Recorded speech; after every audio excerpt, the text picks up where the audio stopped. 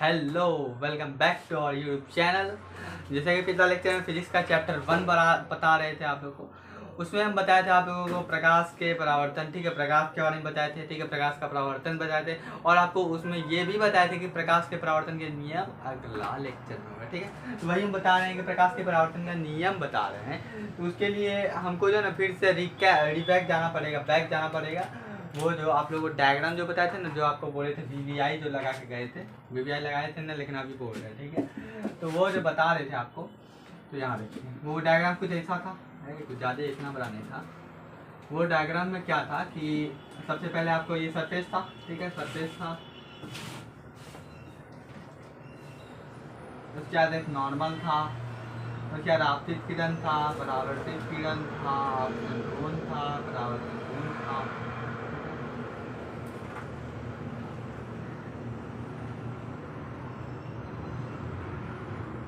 तो rule number 1 जो बोल रहा है, रूल 1 बात कर रहे हैं नियम नंबर पहला का।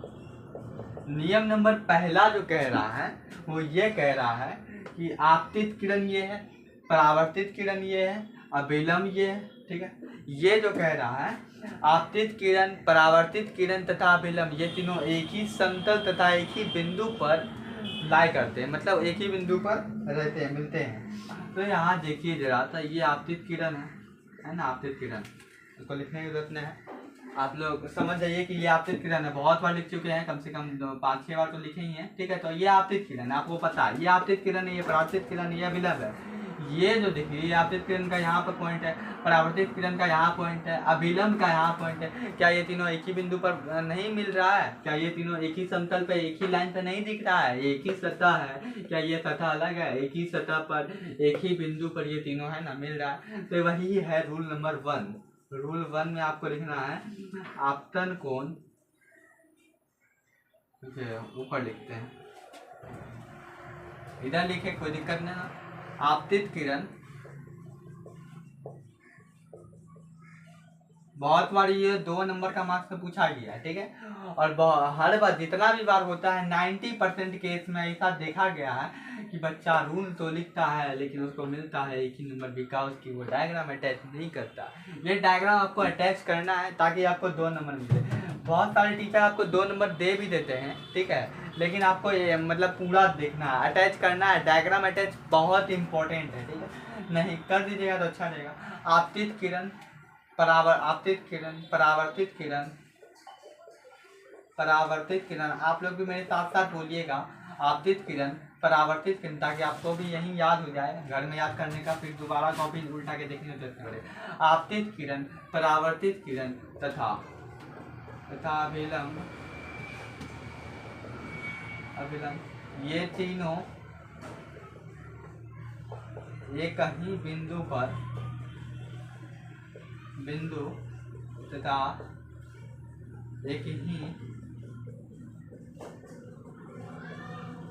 समतल पर होते हैं। साफ साफ दिख रहा होता है, ठीक है। ये हुआ आपका रूल नंबर 1, ठीक। अब जो रूल नंबर 1 हुई तो साफ साफ दिख रहा है कि ये तीनों एक ही बिंदु पर है, एक ही सतह पर है। लेकिन रूल नंबर 2 जो होगा, वो रूल नंबर 2 जो होगा ना, वो थोड़ा अलग होगा। तो रूल नंबर 1 में कोई दिक्कत नहीं होना चाहिए मेरे ख्याल से। क्या रहा है कि आपतित किरण, परावर्तित किरण तथा अभिलंब, ये तीनों एक ही बिंदु पर होगा। एक ही बिंदु पर होने के साथ साथ कहाँ होगा, एक ही समतल पर होगा, जो कि आपको साफ साफ डायग्राम में नजर भी आ रहा है, ठीक है। आपतित किरण, परावर्तित किरण, अभिलंब, ये तीनों एक ही बिंदु पर है, एक ही समतल पर है। बस इसी को कहते हैं रूल नंबर 1, इसी को कहते हैं नियम का पहला नियम, मतलब परावर्तन का नियम। एक्चुअली में ये नियम 2 को है, ठीक है। तो पहला नियम यहाँ बता दिए, दूसरा नियम हम अभी बता रहे हैं, उससे पहले इसको थोड़ा सा मिटा लेते हैं। डायग्राम आपको अटैच करना है, और हमेशा कभी भी अगर बोलेगा कि परावर्तन के नियम लिखने, तो ऐसा नहीं है कि सिर्फ एक नियम लिखना, हमेशा दोनों नियम लिखना है। हमेशा कभी भी क्वेश्चन में अगर पूछे कि परावर्तन के नियम को बताइए, तो आपको हमेशा 2 नियम लिखना है, चाहे वो 2 नंबर का ही क्वेश्चन हो। आप जो है ना उसको एक पेज में लिखिए, कोई दिक्कत नहीं, ठीक है, लेकिन डायग्राम अटैच कीजिएगा। ये हम आपसे जरूर रिक्वेस्ट करेंगे, डायग्राम अटैच कीजिएगा। तो रूल नंबर 2 आप हम यहाँ पर लिख दें।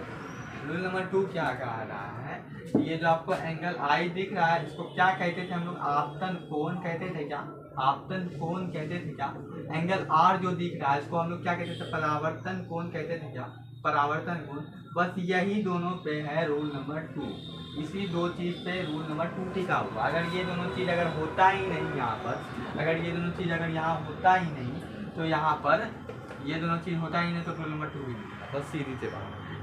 तो इतना तो समझ में आ रहा हो कि रूल नंबर 2 जो है वो जरूर इन दोनों का कुछ ना कुछ रिलेशन। तो आइए उस रिलेशन को समझते हैं। रूल नंबर 2 क्या कहता है कि आपतन कोण और परावर्तन कोण एक दूसरे के बराबर हो रहा है। पहले हम लिख लेते हैं उसके बाद हम समझाएंगे ताकि यहाँ स्पेस मिल जाए। आपतन कोण तथा परावर्तन कोण एक दूसरे के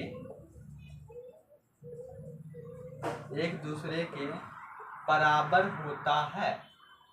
इस बात पे आपको थोड़ा डाउट होगा क्योंकि पिछला जो नियम था, आपतित किरण परावर्तित किरण अभिलंब एक तीनों एक ही बिंदु एक ही समतल पे दिख भी रहा था और था भी और नियम भी कह रहा था। लेकिन यहाँ पर कोई बच्चा नहीं मानेगा, कोई कहेगा कि ऐसा है, यहाँ पर ये एंगल छोटा लग रहा है, यहाँ बड़ा लग रहा है। लेकिन एक्चुअली में जो नियम है उसको नियम को आपको मानना होगा, ऐसा कुछ नहीं होता है। ठीक है, तो नियम लिख लिए हैं, लिखा दिए हैं। अगर आप लिख लिए हो तो हम यहाँ मिटा सकते हैं, नहीं लिखे हो तो बैक जा करके आप वीडियो को लिख सकते हैं। ठीक है, लेकिन बात करते हैं यहाँ पर एंगल आई और एंगल आर पे। ठीक है, जितना एंगल ये होगा और उतना ही एंगल ये भी होगा। अगर एंगल आई आपका 55 डिग्री है तो एंगल आर भी आपका ये इतना ही होगा। और पहली दूसरी बात, ये सबसे इम्पोर्टेंट बात बता रहे हैं, एंगल जो होता है यहाँ पर आई स्मॉल में होगा, कभी भी नहीं कैपिटल में लिखिएगा। जैसे हम यहाँ पर कैपिटल आर लिखे, ठीक है, वही गलती हम आपको बता रहे हैं कि यहाँ कभी भी कैपिटल आर नहीं लिखना है। ठीक है, हमेशा स्मॉल में एंगल को इंडिकेट किया जाता है, सूचित किया जाता है। ठीक है,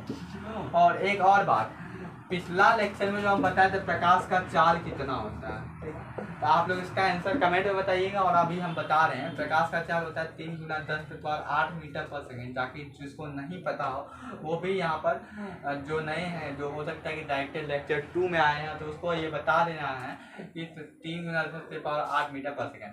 और जो भी नए हैं तो उसको पहले लेक्चर 1 देखना ही देखना है, क्योंकि लेक्चर 1 के बिना लेक्चर 2 आपको कुछ नहीं समझ में आएगा। ठीक है, तो 3 × 10⁸ मीटर पर सेकेंड ये होता है। और जो प्रकाश का जो चाल होता है, यही है प्रकाश का चाल। प्रकाश का चाल को सी द्वारा बहुत जगह ये नहीं बताया जाता है, बहुत इंपॉर्टेंट चीज़ है। ठीक, हो सकता है कि पूछ दे ऑब्जेक्टिव में कि प्रकाश के चाल को किससे सूचित किया जाता है। प्रकाश के चाल को सी द्वारा सूचित किया जाता है। यही हम बताना चाह रहे थे, पिछला लेक्चर में बोल के तो बताना, तो अभी याद आया तो बता दें। हाँ, तो अब आते हैं कि यहाँ पर परावर्तन के दूसरा नियम जो हम पढ़ रहे थे, रूल नंबर 2। तो यहाँ पर जो है, अगर एंगल आई आपका 20 डिग्री है तो जरूर एंगल आर भी आपका 20 डिग्री होगा। एंगल आई आपका 40 डिग्री है, एंगल आर आपका 40 डिग्री होगा। मतलब मोटा मोटी हम यहाँ पर ये बताना चाह रहे हैं कि angle I equal to angle R, यानी कि आपतन कोण इक्वल टू परावर्तन कोण। ये हम नहीं कह रहे, ये परावर्तन के दूसरे नियम कह रहे हैं। ठीक है, तो ये चीज़ आपको समझ में आना चाहिए। और दूसरी बात, ठीक है, और दूसरी बात, पहली बात क्या हुआ कि एंगल आई एंगल आर के बराबर होगा। दूसरी बात ये है कि ये जो दिख रहा है आपको, ये जो अभिलंब है, पिछला लेक्चर में हम आपको बताया था कि अभिलंब जो है इसका लंब से जरूर कुछ नाता है। ठीक है, लंब जो है यहाँ पर आपको दिख रहा है अभिलंब, तो ये जो दिख रहा है आपको, ये पूरा 90 डिग्री है। और आपतन कोण कभी भी यहाँ पर नहीं होगा, यहाँ पर मतलब ऐसा, यहाँ पर ये आपतन कोण कभी नहीं हो सकता। आपतन कोण कभी भी होगा तो वो कहाँ होगा, नॉर्मल यानी कि अभिलंब और आपतित किरण के बीच में होगा। ये चीज़ आपको बता चुके हैं। तो एंगल अगर कभी भी यहाँ पर ऐसा लिखा गया है 55 डिग्री है, ये वाला एंगल 55 डिग्री लिखा हुआ है, तो ये गलत है। ठीक है, एक्चुअली में ये गलत ही है। ठीक है, हाँ, ये कह सकता है ये आपतन कोण नहीं है, ये गलत नहीं है। ये गलत कहने का मतलब ये है कि ये इसको आपतन कोण बोलना गलत है। ठीक है, ये एक्चुअली में आपतन कोण है ही नहीं, क्योंकि हम जैसा जान रहे हैं कि आपतित किरण और अभिलंब के बीच का कोण को आपतन कोण कहते हैं। ये तो बीच का कोण है ही नहीं। और अभी आपको बताए, ये जो एंगल है ये 90 डिग्री है। अगर ये 90 पूरा है तो ये अगर 55 है तो 45, ये कितना होगा आपका 35 होगा। ये एक्चुअली में आपका आपतन कोण है। आपतन कोण ये एक्चुअली में किसी किसी न्यूमेरिकल में आपको दिया रहता है तो यहाँ पर बोलता है कि आपतन कोण का वैल्यू ज्ञात करें। क्वेश्चन जो बनाने वाला इतना घटिया इंसान तो होगा नहीं कि यहाँ पर आपको डायरेक्ट 55 लिखा हुआ और आपको डायरेक्ट में आपको आपतन कोण पूछा और आप डायरेक्ट 55 ना मार के निकल गए, वो इसी में गलत हो जाता है। ये एक्चुअली में आपतन कोण है ही नहीं, जिसको बेसिक पता है वो कभी यहाँ 55 मारेगा ही नहीं, ठीक है। रही बात की ये जो होता है अभिलंब, ये होता है 90 डिग्री, ये अभी आपको बता दिए। और ये कभी भी हम आपतन कोण नहीं ले सकते, आपतन कोण कौन ले सकते, ये वाला ले सकते हैं आपतन कोण।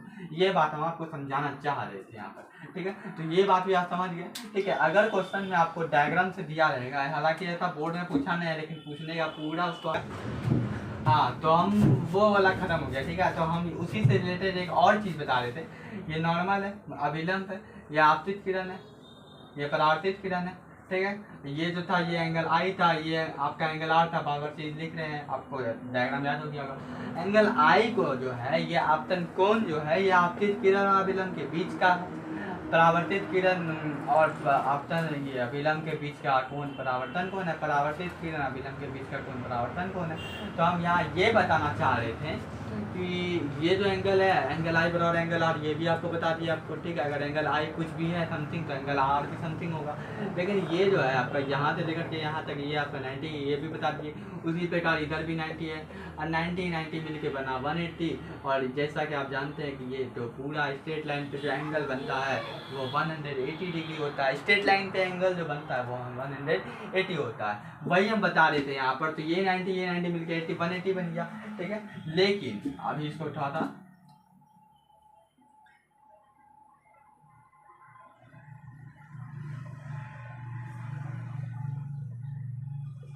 ठीक है।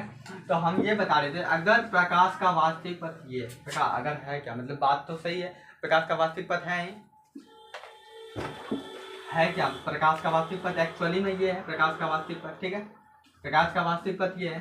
तो अब यहाँ तुम देखो, पहले ये स्ट्रेट लाइन था, यहाँ पर 180 बन रहा था। आप तुम यहाँ नोटिस कर रहे हो क्या, ये 180 बनेगा, ये एंगल जो होगा ये 180 होगा। अच्छा पहले ये बताओ कि यहाँ से लेकर के यहाँ जो एंगल बन रहा है ये कौन सा बन रहा है, कुछ याद आ रहा है? डेल्टा लिखे थे इसको, डेल्टा लिखे थे, यही डेल्टा को हम लोग बोले थे विचलन कोण, ठीक है, एंगल ऑफ डेविएशन बोले थे, ठीक है। तो ये एक्चुअली में डेल्टा है। प्रकाश के वास्तविक पथ तथा परावर्तित किरण के बीच का कोण को डेल्टा कहते हैं। तो ये यहाँ पर हुआ। तो अब अगर क्वेश्चन तुमको दे देगा, देखो ये तो तुम्हारा 190 होता है, ठीक है, ये पूरा 90 होता है, ये पूरा 90 होता है, लेकिन हम ये वाला पार्ट तो ले ही नहीं रहे हैं, ये वाला पार्ट तो ले ही नहीं रहे हैं ना, तो मेरा स्ट्रेट लाइन तो यही पर है। तो ये वाला जो एंगल बन रहा है ये पूरा 180 डिग्री होगा, बस हम ये बताना चाह रहे थे इसको। ये जो एंगल होता है ना ये आपका 180 होगा। आपको दे देगा डायरेक्ट क्वेश्चन में, क्वेश्चन बहुत तरीका का होता है, ठीक है। क्वेश्चन आपको दे देगा कि भैया अगर बताइए एंगल आई 45 डिग्री है, ठीक है। तो आपको जो ये विचलन कोण जो है, विचलन कोण कहाँ से कहाँ होगा, यहाँ से यहाँ विचलन कोण है। अच्छा विचलन कोण का तो मान 180 है। मान लीजिएगा आपको यहाँ पर x लिख दिया, यहाँ पर ये x डिग्री है, ये आपको निकालने बोलेगा। अगर ये एंगल आई 45 डिग्री है, ध्यान से सुनो, अगर ये 45 डिग्री है, ध्यान से सुनो, अगर ये 45 डिग्री है तो ये भी 45 डिग्री होगा या फिर नहीं होगा, एंगल आई 45 डिग्री, ठीक है। और एक चीज नोटिस करो, और एक चीज नोटिस करो, वो बोलो क्या कि अगर एंगल आर 45 डिग्री है तो ये भी 45 डिग्री होगा। अब तुम बोलेगा कि क्या परावर्तन का तीसरा नियम भी था क्या? नहीं भाई, परावर्तन का कोई तीसरा नियम नहीं था। ये जो 90 देख रहे हो ना, ये पूरा एंगल जो नॉर्मल जो दिख रहा है, नॉर्मल से लेकर के ये, नॉर्मल से लेकर के ये, नॉर्मल से लेकर के ये पूरा 90 होगा। एंगल आर मेरा 45 है, ये पूरा 90 होगा, ये जो पूरा दिख रहा है ये पूरा 90 होगा। अगर ये 45 है तो ये 45 होगा। तो वही हम कह रहे थे, मान लो कि ये y डिग्री है, ठीक है, y डिग्री हो गया 45 डिग्री, ठीक है। लेकिन हमको क्या पता है, हमको क्या पता है कि angle I plus angle R, यहाँ लिखे हैं एंगल, हमको क्या पता है angle I plus angle R, angle I plus angle R plus Y degree, इसको वाई डिग्री माने अभी तुरंत जनता ध्यान दो, यहाँ प्लस वाई डिग्री है और यहाँ पर प्लस, उसके बाद यहाँ पर ये एक्स डिग्री माने है। ध्यान से, फिगर में घबराना नहीं है। ये पूरा मिल करके कितना होगा, 180 होगा पूरा भाई, स्ट्रेट लाइन है ना। अगर आपको समझ में नहीं आ रहा तो फिर से हम समझा देंगे, ठीक है। लेकिन कोई घबराने, अगर किसी को समझ में आ रहा है तो वो इसी पे कंटिन्यू रहे, नहीं हो रहा तो हम फिर से इसको बताएंगे, मिटा के फिर से बताएंगे, लेकिन यही डिलीट सेम रहेगा, अलग रहेगा मतलब। हाँ, तो ये एंगल आप बता को बोलेगा कि ये मिला के पूरा 180 हुआ, तो हुआ कैसे मिल जाना, हुआ इस तरह से, क्योंकि ये आपका स्ट्रेट लाइन है, दिख रहा है स्ट्रेट लाइन। स्ट्रेट लाइन पे जो एंगल जो बनता है वो 180 होता है, 180 होता है। ये 180 विश्वास नहीं होता तो यहाँ देखो, ये पूरा 180 तुमको हम बोले, इसके बीच में मान लो एक लाइन फाड़ दिए, ये परपेंडिकुलर है, ये 90 होगा, ये 90 होगा, 90 90 मिलकर बनता है 180। इसीलिए स्ट्रेट लाइन पे एंगल जो होता है वो 180 डिग्री होता है। ठीक है, इतना बात तो क्लियर हो जाएगा। ठीक है जनता, इतना बात क्लियर है। तो ये देखो, ये तुम्हारा प्रकाश का वास्तविक पद जो, ये जो लाइन जो देख रहे हैं, ये प्रकाश का वास्तविक पद दिख रहा है ना, प्रकाश का वास्तविक पद, ये आपका अभिलंब है, ये आपका आपतन कोण है, आपतन कोण परावर्तन कोण, आपतन कोण परावर्तन कोण, आपतन कोण परावर्तन कोण, और ये वाला जो एंगल जो है विकर्ण कोण। यानी कि मोटा मोटी हम यहाँ पे ये लिख सकते हैं, आपतन कोण को एंगल आई लिख देते हैं। Angle I plus angle R plus delta जो होता है वो 180 डिग्री के बराबर होता है। हम ये बताना चाह रहे थे यहाँ से, ये हमारा कॉन्सेप्ट है। ये बता रहे थे कि angle I plus angle R plus delta 180 degree, हम ये बताना चाह रहे थे यहाँ से। Angle I plus angle R plus delta 180 degree, यही आपको बताया, प्रूफ हो गया। यहाँ पर कैसे है देखो, ये स्ट्रेट लाइन है, angle I plus angle R plus delta मिल करके स्ट्रेट लाइन बना रहा है, स्ट्रेट लाइन बना रहा है। स्ट्रेट लाइन पे एंगल होता है 180 डिग्री, आपको पता है angle I plus angle R दोनों बराबर होगा। इसी प्रकार ये खत्म हो गया टॉपिक।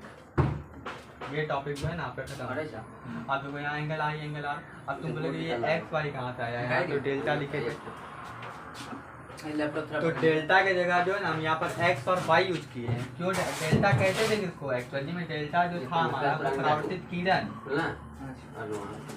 एक्चुअली में डेल्टा जो था हमारा वो परावर्तित किरण, और ये जो था प्रकाश का वास्तविक परावर्तित किरण और प्रकाश के वास्तविक बीच का डिस्टेंस था। परावर्तित किरण ये है, प्रकाश का वास्तविक पथ ये है, दोनों का बीच का जो डिस्टेंस था उसी को जो बोलते थे डेल्टा ना। तो ये डेल्टा है, यहाँ देखो ये दोनों का बीच का, और ये दोनों का बीच का दूरी y है, ये दोनों का बीच का दूरी x है। ये x और y यहाँ पर लिया था, इसीलिए x और y लिया था, समझा।